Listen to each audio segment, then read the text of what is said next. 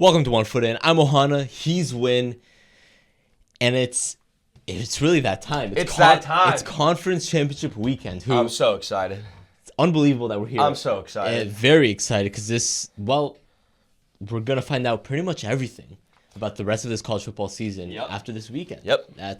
We'll know who's in the playoff. We'll know who gets the byes. We'll know who the conference champions are. We possibly might know some stuff about maybe some movement on the border of the playoff. The boundaries of the playoff. Maybe some upsets. Maybe some chaos potential from this weekend. There's so much that can happen. Mm-hmm. And really, though, there's two big games, I think, that in terms of name value, in terms of which games are going to be watched the most this weekend, there's two games that stand above the rest. For sure. The first one is probably what will be the biggest game of the weekend, the most watched game of the weekend. That's Texas-Georgia. Yep. A rematch of an earlier season, an earlier regular season game, which Georgia won 30-15. Yeah. And that was a stunner. Texas' only loss of the season. And now they get revenge. And Texas, by the way, 2.5-point favorites in this one. So the betting markets are telling you that they think Texas is going to win this game. And I think it's going to be a good one. Yeah. The thing about this game is I've heard a lot of people try to talk about this. Oh, we've seen these teams play before. We've seen this. We've seen that. We have seen these teams play before, but this is going to be a completely different game than what we saw last time. It is. I heard a guy reading out the statistics. I don't remember exactly what they were, but I think in most of Georgia's touchdown drives, they were getting the ball on their own 50. They were getting the ball oftentimes in great field position. They rarely ever drove down the field on Texas. Carson Beck threw 3 picks in that game. They still got out of it. The big glaring thing in this game is if Georgia can get to the quarterback like they did last time and stop the run game. Texas only ran the ball for 1.1 yards per carry, I believe, in the first game. Yep. Yeah. And then Georgia's defense, 7 sacks, 10 tackles for losses, whereas Texas only had 1 sack on Beck. Like I said, 3 picks. But I mean, what it comes down to is, can Texas not get caught up in themselves? Can they not shoot themselves in the foot? Can they not gift Georgia points? Yeah. Because since that game, we've seen Georgia lose. We've seen Georgia lose pretty bad. We've seen them play not well in general. Yeah, and to Ole Miss, like a bad loss to Ole Miss. And when I see, not that Ole Miss is a bad team, but they got blown out by Ole Miss. They got blown out. So we now know that Georgia isn't impenetrable. I mean, at this point, we already knew that with the Alabama game, but they're not impenetrable. But I mean, this is what Texas has to. Texas has to prove themselves here, not only just to win the SEC championship, right? They'll still make it if they don't win, but for moving forward. Because if you don't look good and you don't have confidence in a good win in this game, then moving forward into the playoff, you're not going to have good momentum. Especially not if they have to face Georgia again third time, then I don't think they'll feel good about it if they lose this one. But I totally agree. I think the first point you made is pretty much I think that 30 points that Georgia scored is a bit. It's not all the way there. It's not equivalent to other 30-point performances because of the field position that they started off with so often in that game, that they just got good field position, and good for them. Credit to them. But is that going to happen again? That's not very likely. I'm not going to bet on it happening again and say that's why Georgia's going to win. And so I do think this is a totally different game. I think now Carson Beck passed 3 games, I think. No turnovers. Yeah. So he's been that was his bugaboo for a lot of that middle portion of the season. Did you say bugaboo? I did say bugaboo. I've never heard anyone say that word. I think that's the correct usage of bugaboo. I hope I didn't just. I mean, what is bugaboo slang for? An object of something fear. that causes worry. Look at me. Cash. Money. But yeah, in that middle part of the season, he was handing them out like hotcakes. It was a disaster. I'm on one right now. It was just not good, and that was a lot of our concern with Georgia and why we were so down on them really for that middle portion of the season, why I picked Ole Miss to beat them. And did I pick Ole Miss to beat them? Yeah, I think I did. I don't know. I don't really remember. I think we both did. I think we both both did. We both picked. We were both very confident. No, we both picked Ole Miss to beat them. Yeah. And that's a lot of what happened. But then the past 3 games since that Ole Miss loss, no turnovers for Beck. Now on Texas' side, I think this is interesting. I'm going to bring something up. And this is kind of me projecting, looking forward. Quinn Ewers. Okay. What if he performs really poorly in this game? I was listening earlier to, I think it was Joel Klatt, talk about how back in 2018, Tua's freshman year on Alabama, when they won the national championship, that apparently Alabama was considering starting Tua in the semifinal against Clemson for the playoff. And they went with Hurts, obviously, and he won, and they won the game, so they decided to stick with him for that first half of the national championship until it wasn't going well. But if Quinn Ewers doesn't play well, they're going to see Arch. Yeah, is that a conversation in Texas where maybe Arch Manning's our starting quarterback for this playoff run? Because he did get that experience earlier in the season, and he obviously played well, and they know a lot more about Arch than we do because they see him in practice every day. And so I think that could be a conversation because Quinn Ewers hasn't been perfect. No, he hasn't. He hasn't been. He's Manning gives them a lot more mobility in that quarterback position. We saw him with that run. I think a lot of it is that's key, especially after that injury to Ewers. It feels like he's playing a different style of football right now. Post returning from injury. He's good for like some really questionable decisions, few every game. Yeah. He's good for like what's going on, interception type thing. And now if he plays well, obviously, and he's going to be the starter for this game. And if he plays well, then it's not really a conversation, and they win. But I think that could be an interesting little storyline down the road if Georgia wins this game. Yeah, I think you could definitely see that happening moving forward. I mean, they've been trying to utilize him in some games. Look, I mean, Ewers, when he played against Georgia at the beginning, in this game, 25 for 43, 211 yards, 2 touchdowns, 1 interception. But the one that people are forgetting about is like 3 fumbles by him. Yeah, no, that first half especially for him was really bad. The second half he looked better, but first half was terrible. Look, I think, this game could go either way. It definitely could. These are like 2 of the best teams in football. Obviously, they're playing in a conference championship. But I'm just going to read 3 stats in the first game. Texas's third down efficiency, 2 for 15. They can't do that. No. Rushing yards, 29. Turnovers, 4. Yeah. So I think that their first game against Georgia was sloppy. We talked about it. It was surprising. It was bad, blah, blah, blah, blah, blah, blah, blah. I don't think that's going to happen again. I think they're going to be cleaned up. I don't think they're going to obviously be like perfect, but I think they're going to get it together, and I think they're going to win. I think they're going to be able to get to Beck a lot.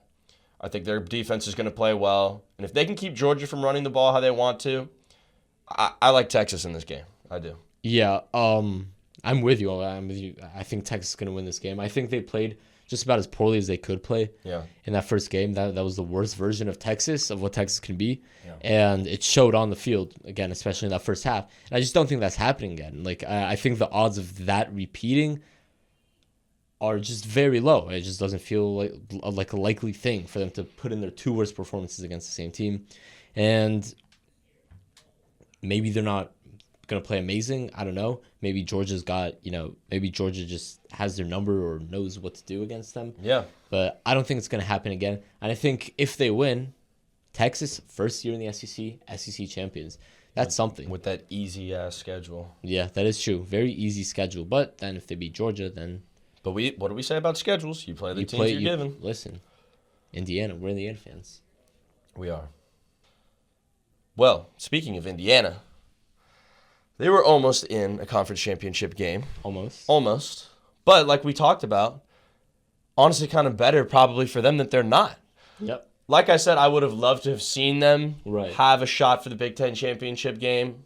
But obviously, Penn State's there because apparently of a better strength of schedule. Yeah. Which, is interesting, Definitely interesting. But like I said, I would have loved to see Indiana have a shot to win that championship game, but I'd rather see them in the playoff, 100%. And I think that that's what we're going to get here. And now we're left with Oregon, Penn State. Yeah. We both thought that we both thought the SEC was going to be Texas, Georgia. We both thought that the Big Ten would be Oregon, Ohio State, and then Ohio State lays an egg and Ryan Day stands there and watches people fight. All that good stuff. Oregon, Penn State. I think Oregon is very happy to be playing the Nittany Lions. Delighted over the Buckeyes. Oh, yeah. Look, that's not to say that this isn't going to be a good game. Like, I think that this will be somewhat close. I think blows will be traded, but we've had a whole season to watch two teams play. Right. And what could you tell me that's going to say that Penn State is going to win? Like, what evidence do you have? I mean, Penn State, we didn't really talk about this. Penn State had to have, like, a comeback victory over Minnesota. Yeah. Like, recently. That was a close game. Very close game. 2 weeks ago. Yeah. And, look, like, you guys know my opinion on Penn State and James Franklin. I don't think that they'll ever really be able to get over that hump and get all the way up to the top of that mountain. They just can't seem to get to, like, the summit. Until they face the guy. Yeah, until they face the one team that they can't beat. Yeah, and that or the usually two or three. Yeah, and I don't see here how they're gonna be able to do this. I mean, Oregon is just such a well-rounded team. Right. They've got such firepower, such capability. I think their offense is going to play really well. I think their defense is really going to play well. I think they're just going to be able to shut Penn State down. And outside of that, I don't really think there's a ton for me to talk about. What are your thoughts on this game? I mean, listen, I've been wrong a lot this year on a few things, specifically locks. I have been. But, one team, perhaps the team that has proven me most right most often, is the Oregon Ducks. So my support for Oregon is well-established and well-founded. And I agree, like, Penn State, it just, I don't know, maybe it's the fact that they're Penn State and they always lose these big games. And that was the same reason with the Ohio State-Penn State game. But it just feels like, and by the way, I don't think there are any elite teams in college football this year. I don't think there's a team that stands super apart. That's like a phenomenal, great, like a truly great team. I don't think that exists anymore. It might not really exist with the way college football is now with NIL. I wouldn't think so. But if I had to pick a team that looks like they could be that team, could have been that team, it's Oregon or Texas. But I think it's Oregon. Now, they had obviously the close Boise State game. They almost lost to Idaho early in the season. Stuck with them. Believed in you, Oregon. So thank you for making me right. Shout out. But they're not that same team now. They're the team to beat. Now, this shocked me. I don't know if you've seen the spread for this game. 3.5? 3.5. 3.5? Like, you don't like that? That feels way too close. Way too low for Oregon. I think Oregon's gonna win by more than 3.5. Like, give me Oregon there. I like Oregon to cover. Yeah, I like Oregon to cover. I like Oregon to win, obviously. Yeah. I just think they're better. I just think they're not really. I don't think the stage is too big. I think with Penn State a lot of the time it's almost like the moment is too big for them. We know the moment's not too big for these Oregon Ducks. They beat Ohio State. Yep. Like, we saw them do it. And so I'm just gonna. I don't know. I'm just gonna. I feel really, really good about Oregon. I will say, Big Ten championship games, I just don't love it in Indianapolis. It doesn't feel very Big Ten-y. What do you want it? Like Detroit? I saw someone say it should be in Chicago. Detroit would be lit. Detroit could be cool. Chicago, Detroit. I don't know. I think it should be. I think that's the Big Ten vibe. It's Midwestern. I mean, Indiana's in the Big Ten. No, that is true. But Lucas Oil Stadium, something about it. There's just something about it. Really? That's the NFL Combine. I don't know. We're not even at complaint courtroom yet. We're not. That could have been yours. Could have been my complaint court. Honestly, it's not a huge complaint. No, it's not bad. It's fine. It's fine. It could be worse. Tickets as low as $15 for this game, apparently. Should we go? According to this, I would be there. Look, I've talked about this a bunch lying. too. I'm going to touch on this for just another second.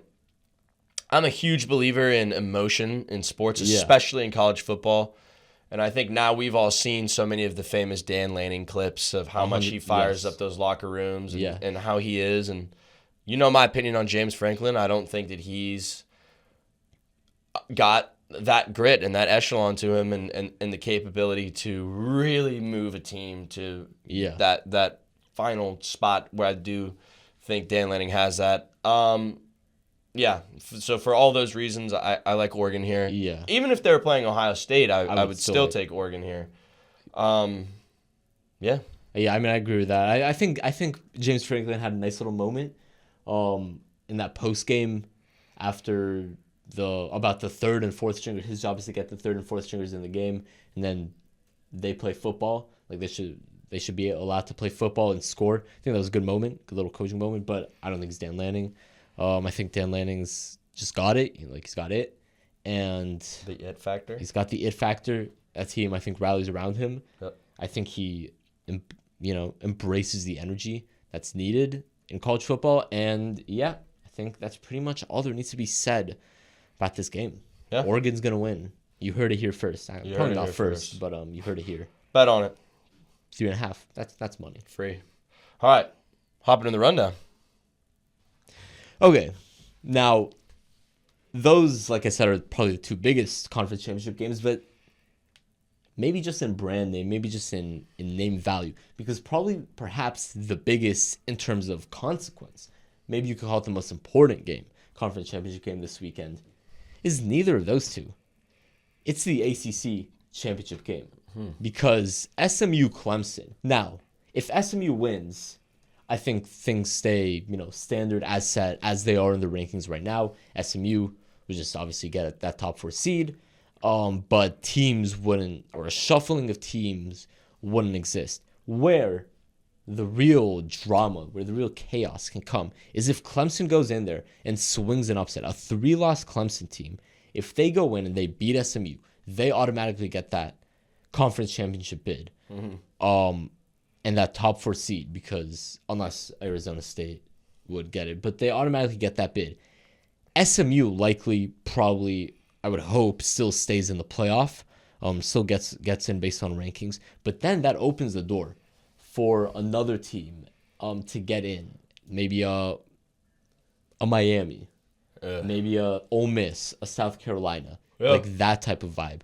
Which we'll get to that controversy from the latest rankings a bit later. But this game could have a lot of ramifications. So I think it's very interesting. But yeah, I mean, it definitely is interesting. And the ACC has been such an odd conference this whole season. And it doesn't surprise me that Miami found a way to get themselves bounced out of that game. Shout out Kyle McCord. Shout out. And I'm not going to hear any complaining from the Miami camp about anything. Right. Which we'll talk about again later. But I don't know. SMU Clemson. I mean, we've seen Clemson look really good in some games, and we've seen Clemson look not so good in some games. And SMU, I don't think SMU has really played maybe the caliber of teams that Clemson has played. They played BYU early in the season. They lost by a field goal. Look, like this is going to be a tough game for SMU. Like, don't get it wrong. Don't get it twisted. Clemson played a really good South Carolina team tight last week. Yeah. Wouldn't be surprised if Clemson finds a way. Right. But SMU is, I think, the 5th highest scoring offense in the country. I think that they've got a lot of momentum going for them right now. I think that they've been looking ahead to this game for a while, being that their last 3 opponents have been Cal, Virginia, and Boston College. But maybe they've been preparing for Miami. Who knows? They probably were. Again, this is one of those things where why wouldn't it be SMU? Right? Like, that's kind of the way I feel about this. But in Clemson's defense, Dabo Swinney, whatever you want to call him, he's been in these positions a lot more. A lot more. I mean, he's a national champion winning coach. Yeah. And that's something that you can't shake your head at that. Like that's a very legitimate factor at hand here. Cade Klubnik. He's got to have a phenomenal game. Yeah, got to have it. And they had South Carolina where they wanted them. I mean, they were up in the fourth quarter. They were, yeah. And they lost that one. They let it go. They let it go. So, I mean, there's two things. It's either one, damn, that loss really sucked and took everything out of us, and now we're really going to try. Or, you're on your high horse and you're really trying to do everything you can to get yourself in here, because Clemson got gifted a spot in this game in the first place. Completely. Man, this is tough for me because I could really see a lot of ways that Clemson pulls this one out. I could see a lot of scenarios that SMU wins. Wow, man, I don't know what to call it. I'm going to do it. I'm just going to say, give me SMU. But, like, dude, I'm like a 60-40 on that. I'm like a 55-45. If SMU or if Clemson wins, I would not be surprised. Yeah, I wouldn't be surprised either. I mean, like you said, they played a really quality South Carolina team close. Yeah. And that's nothing to sneeze at. But SMU's an interesting team. They're kind of tricky because they did play BYU and they lost that game. BYU, by the way, who was ranked all the way down at 18. Which should that be the case? I don't know. They did beat SMU, who's ranked 8th. So I don't know about that. But who did? BYU. Oh. Yeah, but it's not out of the realm of possibility whatsoever that Clemson wins this game. I do think SMU probably wins it though. I do think SMU gets this win. Yeah. I just think they've been really good this year. Like they have been good this year, and credit to them. And it did seem like they were the ones that were going to be the challenge for Miami. And honestly, I might have picked them in that game. Well, SMU? Yeah. I would have taken SMU over Miami more confidently because Miami's defense is so bad against SMU's offense. Like they would have found a way. Well, yeah, Miami lets everyone stay in games with them. So SMU would have found a way to at least make it a very good game. But Clemson's a real threat, and Clemson can win this. And then if Clemson wins it, then what happens? Then what happens? Who knows? Does Alabama even make it? Yeah, what would happen? Well, someone gets pushed it out. also depends Alabama on how the gets game goes, too. Because what if Clemson blows out SMU? Then SMU's done. But they're not going to blow out SMU. That would be really... If they blew them out, they would be done. Yeah. Probably, because the committee would... They should. They would, and that's fair. I don't have a problem with that. Yeah. If it's a really tight game, and it's like we can't kick SMU out of the playoff, then Alabama would be the ones out because they're the last team in. And so they would be out. And teams that don't play, like the chair of the committee said, Ward Manuel, teams that don't play can't change their resume or change what happens with them in the committee's minds this weekend. It's only on the teams that are playing conference championships. Fair. Which, fair, we'll see. But, yeah. So that's kind of that game, I think. We're both going with SMU. We don't really feel that good about it. No. But that's because SMU doesn't have this history of winning. Yeah. Which doesn't mean that they can't win. We haven't really seen it. We haven't seen it. Even this season, we haven't seen them go win a game, like win that type of game. I mean, they blew out Pitt. Right. But that's not, to me, in the same echelon. No. So, yeah, it'll be a good game. Wow. Wow. That hit me crazy. And honestly, that's good. I needed that. Needed that little reset, little refresh. Little reset? A yawn? You're going to make me yawn, dude. I'm looking at you yawning, dude. There's no need to yawn, no reason to yawn, because let's get into our next topic here for a quick little second. All right. These two... or the group of five conference championship game. That's Boise State, UNLV. Now, I think we're both going to go with Boise State here. Yeah. I had to guess. Yeah. Which would keep everything stock as is. Boise State would get that group of five bid. Yeah. Ashton Jeanty, we get to see him in the playoff, which would be awesome. Yes, would be awesome. The interesting scenario, or I don't know if it's interesting, but if UNLV pulls off the upset, then I think UNLV probably gets that spot instead of Boise State. So what do you think? I mean, what are your thoughts on this one? I mean, it comes down to Boise State being able to have Boise State has been a bit inconsistent in some games. Right. And by the way, these teams have already played each other.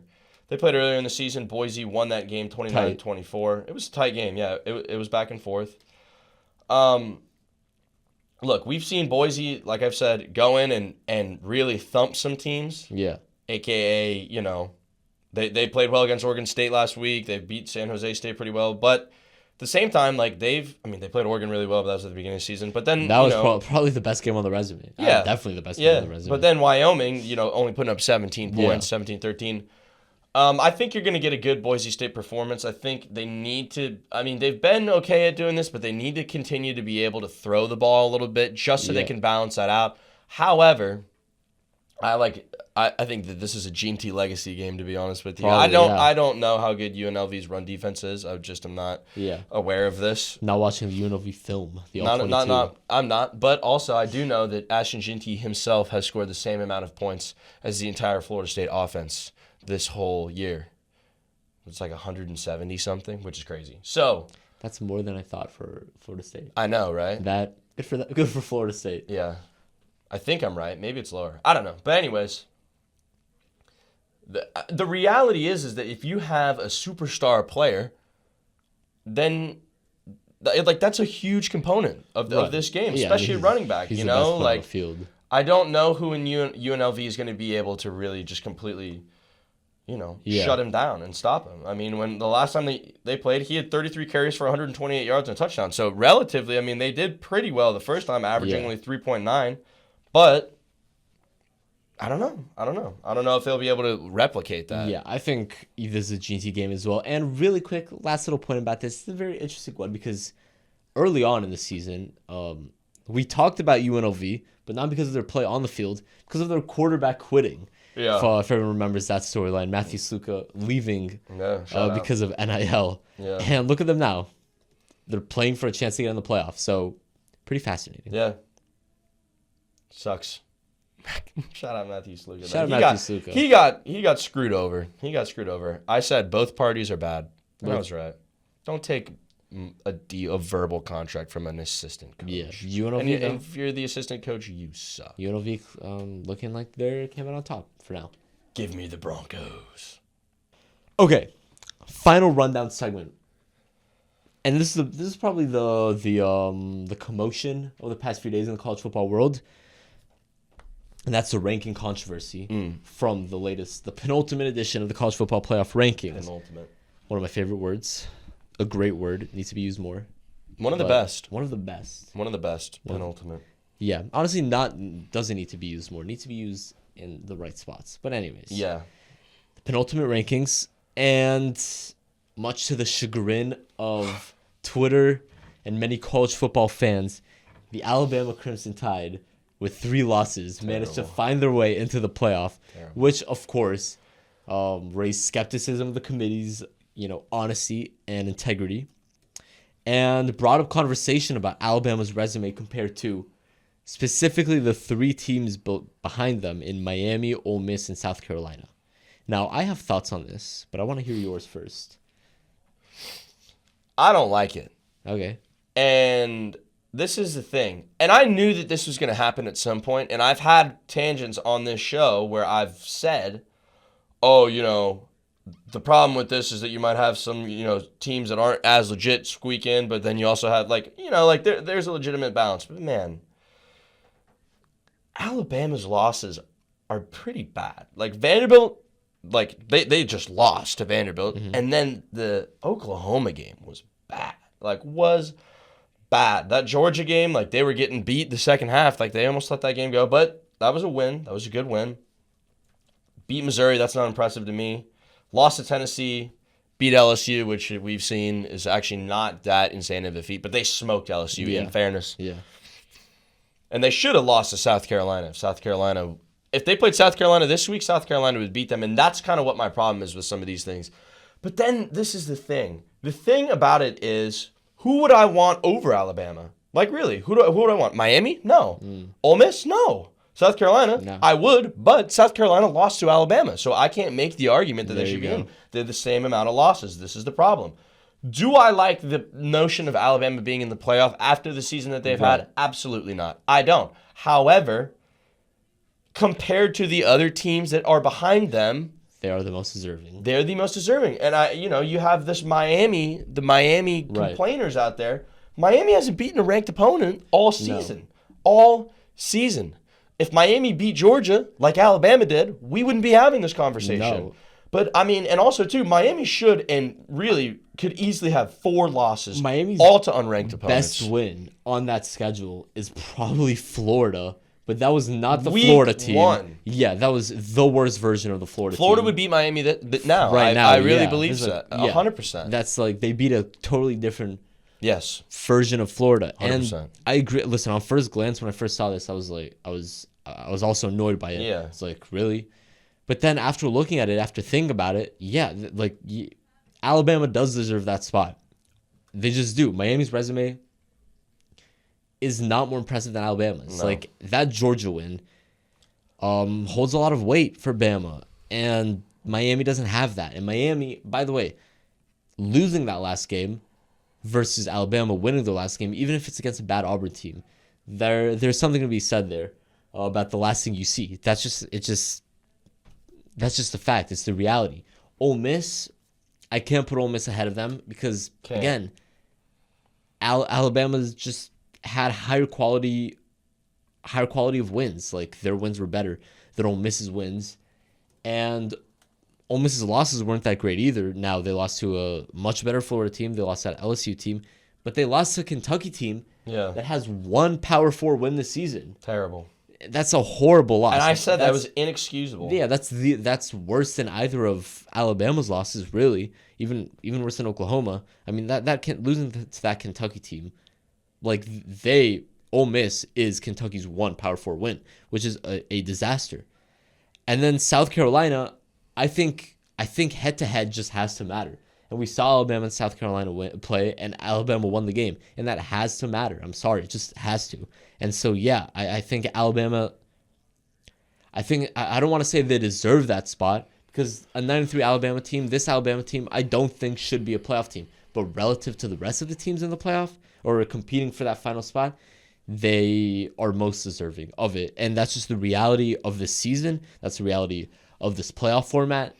Now, will in the coming years, as we have more experience with it, will stuff like this get tweaked? Will stuff like this be figured out and made better? Probably, but right now, that's what it is. And what it is set up where Alabama's the most deserving of those teams to get that final spot. Yeah, this is the last kind of thing that I want to touch on it, because I think we've hit it pretty well. But look, this Big 12 championship game, we haven't really talked about it a lot because it's not anything like we thought it would be. Yeah. It's Arizona State, Iowa State. But I would want the winner of that game over Alabama. And you're probably saying, well, how does that make sense? Alabama's better than this team, blah, blah, blah, blah, blah, blah, blah, blah, blah. That's not how it works. Like, if Alabama gets in and one of these teams doesn't, or if they're even seeded really higher than one of these teams, which they probably will be, I don't love that. Like, I think Arizona State is going to beat Iowa State, by the way, because I think that their coach is awesome and that they have... Shout out Kenny Dillingham, and I think they have great momentum. I think they've proven that they could win good games, big games.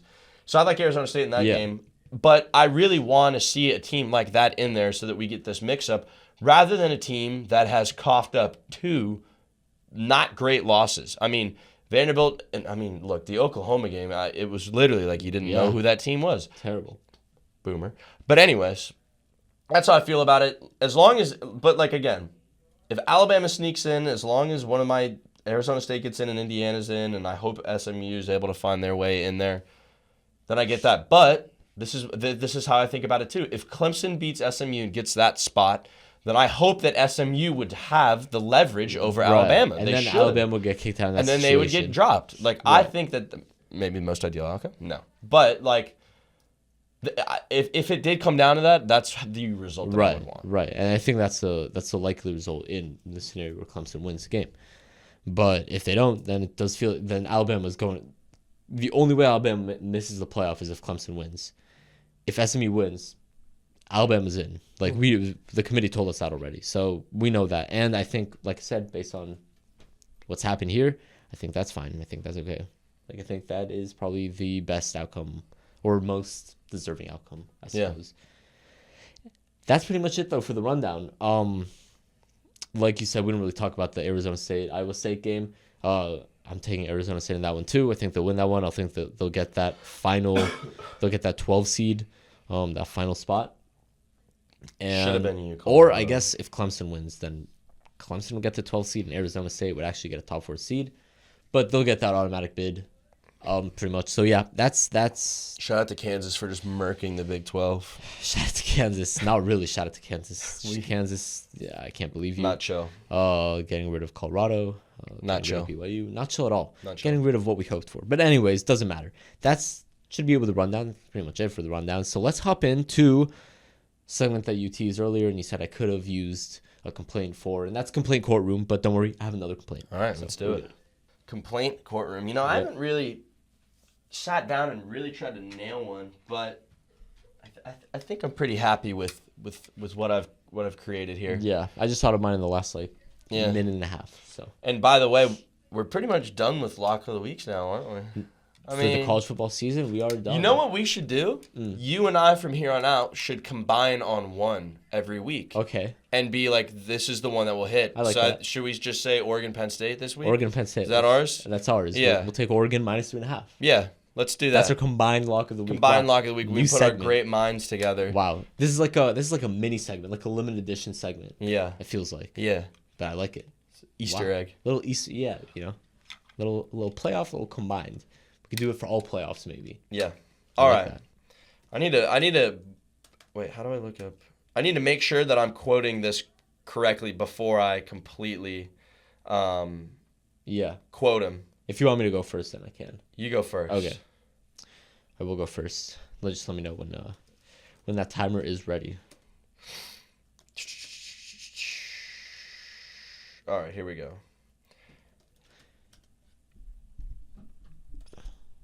Let me throw on the hater shades. Ooh. All right, you have got a minute on the clock. I'm excited to hear this. 3, 2, 1, go.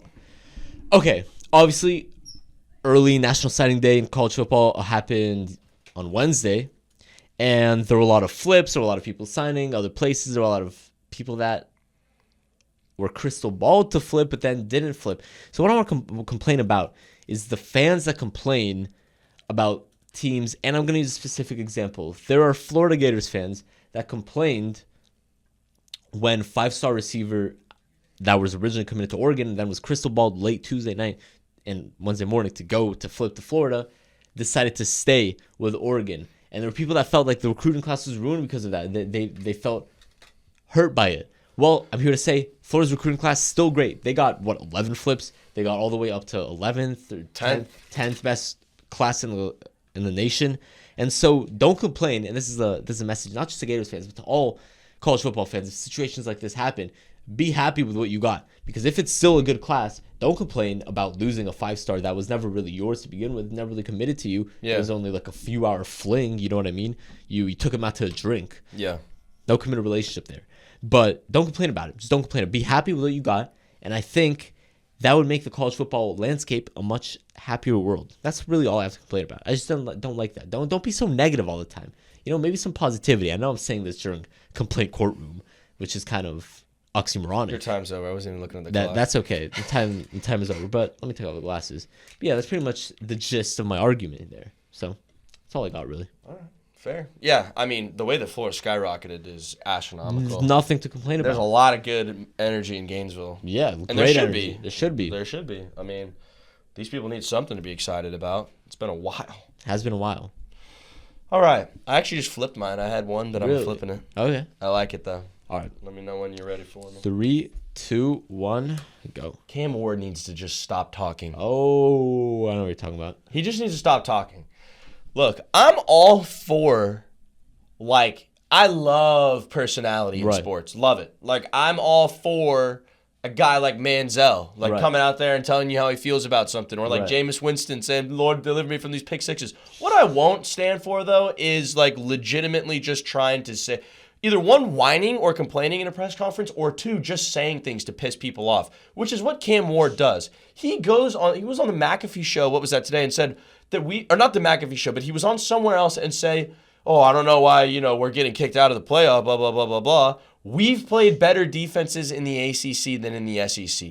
That is insane. Who is saying that? Why are you saying that? And this isn't the only time he's done this. He's been doing this throughout the season. Oh, well, when he played at the Swamp, he was like, oh, what, Washington State is louder or the Big Ten is louder? Something ridiculous. Bro, time is up, but keep going. I like this. But that's not, that's not even what I care about, because that's a poke at the team. That's fair, and you beat them, so that's fair. Yeah. But, going on TV after losing two unranked games, now people are going to be like, well, Georgia Tech's pretty good. Okay, well, if Georgia Tech is good and they almost beat Georgia, well, then you should beat them if you want to be in the playoff. This is how things work. You have to win the game. Yep. But if you want to come on TV, live TV, national TV, and complain about all these things, Why didn't you just win? You could have just won. Why did you blow a 21-0 lead against Syracuse? Why did you decide to do that, Cam Ward? It's fully on you. Why did you decide to basically lose to Virginia Tech and Cal? I mean, I don't know if you saw his tweet of calling out the committee for not watching film and all that. I hate when players do that. I'm really out on players that are like, oh, you guys can't talk about ball because you guys don't know what you're talking about. You guys didn't play. You guys don't watch film. I'm so out on that. I think that stuff is ridiculous. It's ridiculous. Who say they don't watch film? Is that even like? Yeah, they don't watch film. I'm sure their job is to pick. Yeah, they don't watch film. And are they perfect all the time? No, but like, come on, quit complaining. I know we're complaining, and I'm telling you to quit complaining, but quit complaining. Just win. Just win the games. Yeah, it's on you guys. Like it's on you. And by the way, it's not on you specifically because you are the best part of that team. Yeah. And you played great. But yeah, the reason you guys are not in the playoff is shocker because you guys lost your last game of the season, and you lost a few weeks ago, and you've let everyone you play stay close. Who do you blow out? You blow out nobody. Yeah. And it's just like, yeah, at some point. That matters. This is the thing about Miami, too, that I think the committee thinks about. Okay, maybe they don't think about this, but this is at least what I think about. Okay, Miami gets into the playoff. They're going to lose in the first round. Yeah. Period. Because they're going to be seeded low. They're going to be, or like high, low, whatever. 10, 11. They're going to, if they get in, they're going to swindle their way in there, which I don't think they will. I hope they don't. But then who do they play? They're going to play a higher caliber team that's going to, one, score all over their defense, and two, be a better defense than you faced this season. So honestly, Miami, let's get Miami into the playoffs. Let's have them play an SEC defense. Right? Let's see what happens. Honestly. Let's see what happens. Yeah, but dude, if they get in over a team that actually deserves obviously that can't happen. But look, if they want to go in there and embarrass themselves, then they can do that. Because I genuinely think that that's what happened. They'd probably score a decent amount. I don't think they wouldn't score, but like they would get scored on as well. I think they would just get classic Miami fashion. Down. Yeah. I'm not glad I read that. I was going to talk about Kalen DeBoer's comment about we have national championship caliber football. It's like, dude, shut up. You don't this year, actually. But DeBoer's comments are way crazier than that. I mean, he's the coach. He's just trying to be. I mean, listen, Lane Kiffin has been on Twitter campaigning for Ole Miss to get in, so I get it from coaches. It's fine. Yeah, I get it. That's their job. That's literally part of their job. Yeah, so I'm not. Yeah. Also, too, shout out to Brian Kelly for whining about losing recruits. Lol.